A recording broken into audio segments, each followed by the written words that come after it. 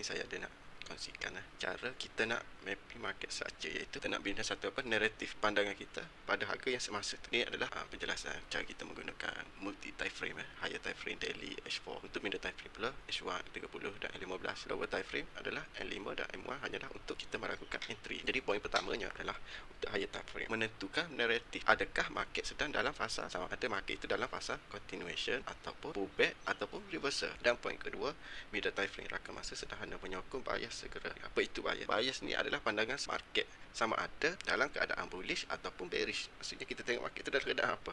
Okey, kalau kata dalam keadaan bullish, jadi bias kita adalah bullish. Maka sekiranya bullish, kita buat apa? Kita akan cari buy. Begitu juga dengan sell. Jadi kalau kita tengok dalam keadaan sideways, naratif kita apa? Neutral lah.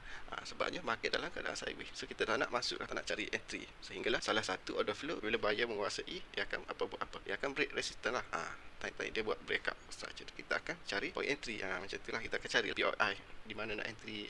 Macam faham. Dan poin ketiga, lower time frame adalah menentukan pelaksanaan entry point kita. Nampak tak? Setelah kita dah ada zone, ada formation, jadi apabila pelaksanaan lazim, kita akan tunggu, betul tak? Dan kita akan entry dan kita akan exit lah pada week high ataupun week low. Kita tengok contoh saya lukiskan. Okey, contoh naratif ni untuk higher time frame, maknanya trend bullish. Jadi kita nak faham apa situasi yang kita tengok keadaan market. Sekiranya kita buka chart tu, market buat apa? Breakout. Jadi kita duduk dalam situasi ini adalah situasi apa? Continuation. Jadi apabila kita tukar kepada time frame L15, betul tak? Dia akan nampak macam ni trend.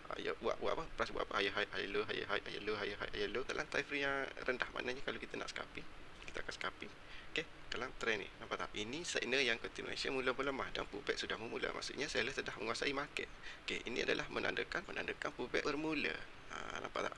Jadi kalau kita dah nampak macam ni, okey. Jadi kita ingat ya, naratif kita dah nampak ni yang price buat breakout di sini. Jadi kita expect apa? Kita expect yang price tidak akan close melepasi swing low ini, betul tak? Jadi naratif kita adalah bullish, naratif atau bias is bullish.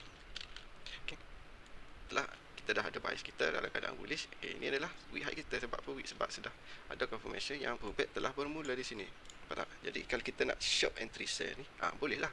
Tapi yang kena ingat, yang kita ni dalam keadaan bullish. Jadi nak TP jauh-jauh tu tak boleh lah. Kalau sekadar untuk scalping tu, kita boleh lah scalping. Okay? Dan telah price sampai pada POI, maknanya zone interest kita. Titik-titik poin penting, sama ada engulf buy ke, bullish engulf buy ke, pada QN level buy ke, apa tak? Okay. Meningkatkan keberkalian yang pullback telah berakhir.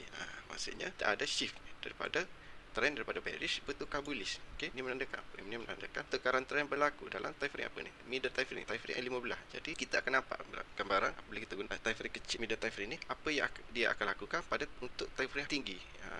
Jadi kita akan guna time frame kecil, betul tak? Meningkatkan keberkalian probability yang pullback telah berakhir dan higher low terbentuk pada level discount. Okey, kalau kita lihat di sini, ini adalah level discount. Kita ambil pada swing low dan swing high ni.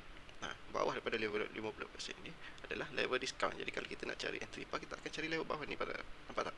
Jadi kalau kita contoh kita nak scalping sell, kita scalping selagi price tidak sampai pada level 50% ni, bolehlah kita nak scalping sell. Tapi apabila dah price sampai, berjaga-jaga lah. Kena price boleh reject terus naik ke atas. Okay, setelah price sampai dah langsung, kita akan tunggu apa? Kita akan tunggu chart perubahan trend berlaku dalam time frame apa? L15 ataupun M30, middle time frame. Okay, setelah price berjaya buat chart, kita akan carilah point entry kita, sama ada pada level QM ataupun bullish engulf buy ke, macam tu ke. Jadi kita tunggulah confirmation. Betul. Kebiasaannya kalau time frame L15 buat QM ataupun time frame L30 buat QM pattern, normally confirmation untuk higher time frame adalah bullish engulf buy pada time frame H4 ataupun H1. Betul tak? Seperti yang video-video sebelum ni saya kongsikan. Okey. Dan kita akan execute entry pada point of interest pada time frame ni, time frame L15. Apa tak? Okey, setelah price sampai dah langsung, kita akan tukar kepada time frame M1. Okay, kita tunggu price buat QM. Ni ada chart sekali lagi. Kita pun price pullback sikit, kita pun entry buy. Dan kita akan target pada week high